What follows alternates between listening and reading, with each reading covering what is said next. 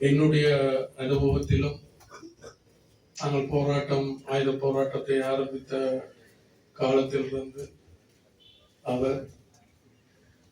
அவரை ஒரு ஊடகவியலாளராக அவருடைய தமையனார் பரதனை ஒரு இயக்கத்தினுடைய ஒரு பிரதிநிதியாக, அவருடைய தந்தையார் கம்யூனிஸ்ட் கட்சியில் இருந்தவர், என்னுடைய தகப்பனாருடைய சிநேகம், அந்த வகையில குடும்ப உறவாக, அரசியல் உறவாக, அதே நேரத்தில்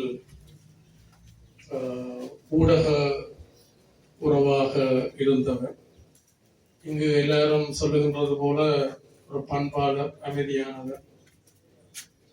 எல்லாருடைய கருத்துக்களையும் அவர் செவிமடுப்பார். அதை உரிய வகையில் பாரபட்சமின்றி தன்னுடைய செய்தியில் அவர் வெளியிடுவது அவருடைய ஒரு கடமையாக, வளமையாக இருந்து வந்திருக்கின்றது. அந்த வகையில் இங்கு ஏற்கனவே சொன்னது போல ஊடகவியலாளர்கள், அரசியல்வாதிகள், நண்பர்கள் எல்லாம் கலந்து கொண்டு அவருடைய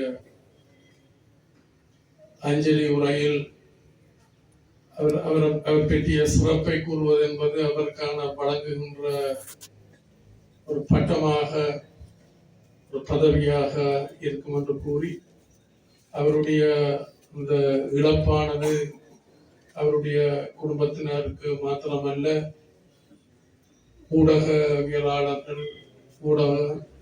சமூகத்திற்கு, அரசியல் சமூகத்திற்கு அது ஒரு பாரிய இழப்பாகும் என்பதை கூறி என்னுடைய அஞ்சலியை நான் தெரிவித்துக் கொள்கின்றேன்.